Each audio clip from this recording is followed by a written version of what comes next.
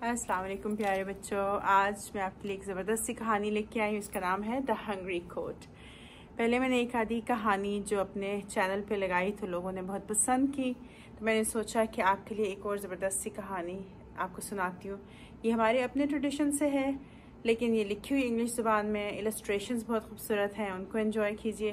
اور میں یہ کہانی آپ کو آج اردو زبان میں سناؤں گی۔ اس کی السٹریشنز دیکھیے، وہی نصر الدین ہوجا، آپ کا بہت favourite. Hungry Coat, a tale from Turkey. For all those who wear heaven in their hearts. ملا نصر الدین ایک سادہ عقل مند آدمی تھا۔ انگریزی میں آپ اسے وائز فول بھی کہہ سکتے ہیں۔ وہ اپنی ذہانت اور بے وقوفی دونوں کی وجہ سے مشہور تھا، مگر یہی دو چیزیں اس کی وجہ شہرت نہ تھیں۔ وہ جانا جاتا تھا اپنی بڑی سی سفید پگڑی اور پیون لگے چوغے سے۔ ملا خود تو مشہور تھا ہی صحیح، اس کا گدھا بھی بہت مشہور تھا۔ ملا نصر الدین سارا دن اپنی بڑی سی پگڑی کے ساتھ اپنے چھوٹے سے گدھے پر شہر کا چکر لگاتا اور جہاں کہیں کسی کو مشکل میں دیکھتا اس کی مدد کر دیتا۔ ہر کوئی ملا سے بہت خوش تھا۔ پھر ایک بار یوں ہوا کہ ملا نصر الدین ایک کاروان سرائے کے باہر سے گزر رہا تھا۔ آپ سوچتے ہوں گے کہ کاروان سرائے کیا ہوتا ہے بھئی جب ہوٹل اور ایئر بی این بی نہیں ہوتے تھے تو کاروان سرائے ہوتے تھے مسافروں کے رہنے کے لیے۔ ملا نے کاروان سرائے میں شور و غل سنا تو اندر جھانک کر دیکھا، ارے یہ کاہے کا غول ہے؟ دیکھا تو ایک بکری نے بھونچال کھڑا کیا ہوا تھا، کبھی میں کرتی دائیں بھاگ رہی تھی تو کبھی منمناتی ہوئی بائیں، کہیں رکابی توڑی تو کہیں گلاس گرایا۔ حد تو ہو گئی جب گھی کا بھرا ہوا کنستر بھی گرا دیا۔ جانتے ہو پھر کیا ہوا؟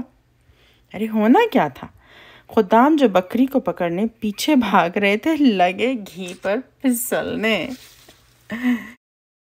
ملا نے یہ منظر دیکھا تو اس سے رہا نہ گیا۔ جانوروں سے تو ملا کو بہت محبت تھی ہی صحیح، اور بکریاں تو اس کا پسندیدہ جانور تھی۔ جھٹ سے اس نے اپنی جیب سے ایک سیب نکالا، اس کے ٹکڑے کاٹے اور ایک لکیر میں زمین کے اوپر رکھ دیے۔ بکری سیب کھاتی کھاتی منمناتی اپنے کھونٹے پر پہنچ گئی، جہاں اس کو آرام سے باندھ دیا گیا۔ کاروان سرائے کے مالک نے خوش ہو کر ملا نصر الدین یا خواجہ یا ہوجا، مختلف ناموں سے جانا جاتا ہے نا، ملا نصر الدین کو کہا کہ ہمارے ساتھ کھانا کھائیے، ہم مسافروں کے ساتھ کھائیے۔ ملا نے کہا میاں پھر کبھی صحیح، ابھی تو شہر کے امراء کے ساتھ دعوت طعام ہے۔ پر ملا کو بکری سنبھالنے میں بہت دیر ہو چکی تھی۔ اسے لگا کہ ارے دیر بہت ہو گئی ہے، کپڑے بدلنے کا وقت نہیں ہے۔ جھٹ پٹ دعوت پر پہنچا۔ اس کے دوست اس کو دیکھ کر تھوڑا سا حیران اور تھوڑا سا شرمندہ ہوئے کہ میرے باقی امراء دوست کیا سوچیں گے کہ میری دوستی ایک ایسے شخص سے جو پھٹے پرانے کپڑے پہنے ہوئے ہے۔ لیکن ملا وہ اپنی لے میں اندر داخل ہو گیا۔ سب لوگوں نے ملا کو دیکھا اور اس کو ناک منہ چڑھایا اور اپنا ناک بند کیا، کیونکہ ملا کے چوغے پہ نہ صرف پیون تھے، ان سے بکری کی بو بھی آ رہی تھی۔ نتیجتاً ملا کو ایک کونے میں بیٹھنا پڑا، جہاں نہ تو کسی خادم نے اس سے کھانے کا پوچھا اور نہ ہی کسی دوست نے اس سے کلام کیا۔ ملا نے جب ان سے بات کرنے کی کوشش کی تو بھی کسی نے بات نہ کی۔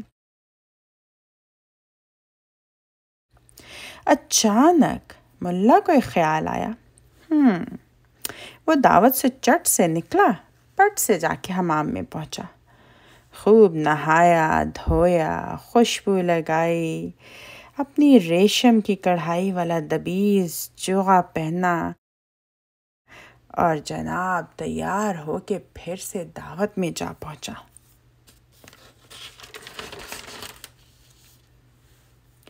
دوستوں نے جب اس کو دیکھا، چمکتا دمکتا خوبصورت چوغے والا ملا نصر الدین، دوست نے بڑی خندہ پیشانی سے خوش آمدید کہا، اپنے امراء دوستوں سے ملوایا، خوش گپیاں شروع ہوئیں۔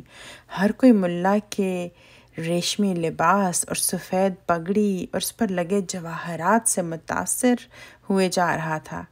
پھر طعام کی محفل چلی، انواع و اقسام کے کھانے آئے تو ملا نے سب سے پہلے تو گوشت کا بہترین ٹکڑا اٹھایا، اپنے چوغے کا بٹن کھول کر اس میں ڈال دیا۔ پھر باداموں سے بھرا ہوا پلاؤ، زیتون، مرغ مسلم، بکلاوا، انار، مالٹے، انگور، مٹھائیاں، بس جو کچھ اس کو ملتا گیا وہ اپنے چوغے میں ڈالتا گیا۔ وہ اپنے چوغے میں کھانا ڈالتا جاتا تھا اور کہتا تھا، کھا چوغے کھا، کھا چوغے کھا۔ اور تو اور آخر میں جب مشروب پیش کیا گیا تو وہ بھی ملا نصر الدین نے اپنے چوغے میں انڈیل دیا۔ دوست بہت حیران ہوئے۔ دوست نے سے رہا نہ گیا، اس نے پوچھا، ملا میرے دوست، تم اپنے چوغے کو کھانا کیوں کھلا رہے ہو؟ ملا نے جواب دیا، ارے کیوں نہیں، تم نے میرے ریشمی چوغے کو ہی تو دعوت پر بلایا تھا۔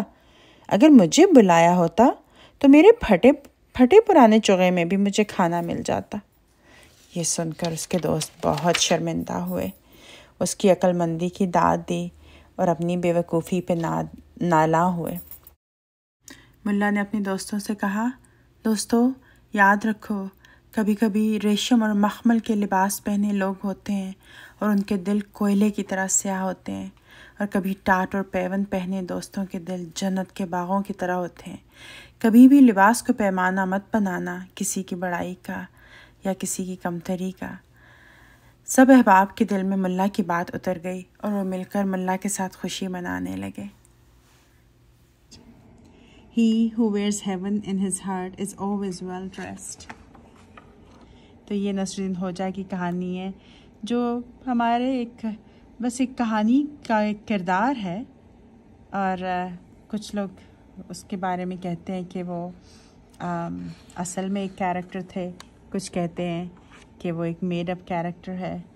اللہ نوز، صرف اللہ کو پتہ ہے کہ واقعی نصر الدین ہوجا ہسٹوریکل فگر تھا یا صرف وہ ہماری کہانیوں کا حصہ ہے۔ Remember this my friends, a coat may be fine but a coat does not make a man۔ تو یہ تھی آج کی کہانی The Hungry Coat۔ امید ہے آپ کو پسند آئی ہوگی۔